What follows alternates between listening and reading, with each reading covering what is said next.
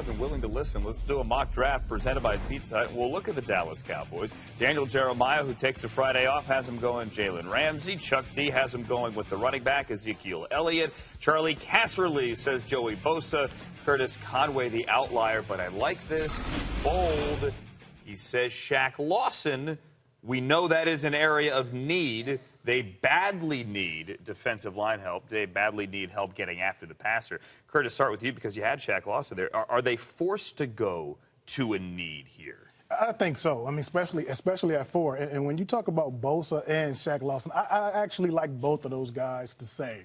I like Shaq Lawson a little better only because he clearly played against the best left tackles all season. You know, he lined up on that side. For me, that was just a little edge, but Bosa gives you more versatility. He's played all across the line. And when you look at what's going on in Dallas on the defensive side of the ball, I think you have to.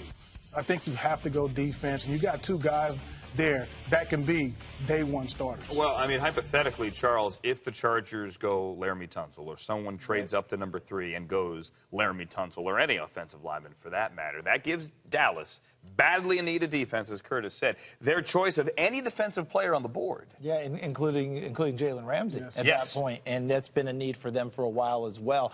That's where it gets interesting, though, because most of the time teams will tell you if you're drafting for need, you're going to be drafting for need for a long time as opposed to getting your team better. But in this case, with their defensive ends just decimated and 2 guys who are serving 4-game suspensions, which means you don't know how dependable they're going to be when they come back, maybe they're forced into it, is a question you asked. Maybe they're forced into saying, we have to go in that direction no matter what. Even if a Jalen Ramsey is sitting there, we may have to bypass him to try and get a defensive end. But the one thing that is still a wild card is, who was with him last year, Greg Hardy, who's still a free agent. That may change thinking again about Dallas and about what they're going to do. But even if they were to go Jalen Ramsey, you could say the need overall is defense. Yeah, he makes them a better defensive team. Yeah, and I'm with you totally. And you notice I had Ezekiel Elliott in that spot because how did they get to the playoffs in 2014? On the legs of DeMarco Murray, Tony Romo able to throw when he wanted to, Des Bryant making big plays out wide, same formula.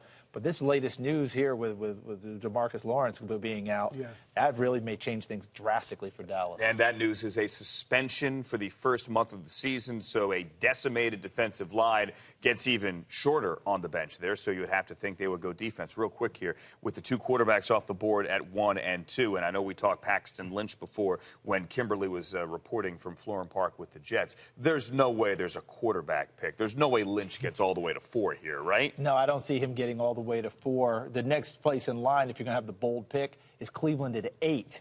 But I think they'd love to be able to get back, if indeed they want him, get back and get him outside of that number. But 8 would be the highest, I would believe, with Cleveland, because I don't think San Francisco would take him at 7. Yeah, I have to agree. And if you go back, I mean, the rest of the quarterbacks on the teams, well, the rest of the teams after 8 don't need a quarterback. So Cleveland could trade back and still be there sitting and get Paxton Lynch. And the thing we'll talk about with Alex Flanagan coming up shortly in San Diego is when Tom Telesco says no one's calling, are there many players in this draft after the quarterbacks that teams need or want to move up for? And I think that's the issue we're going to see a lot of on the night of the 28th next Thursday in Chicago.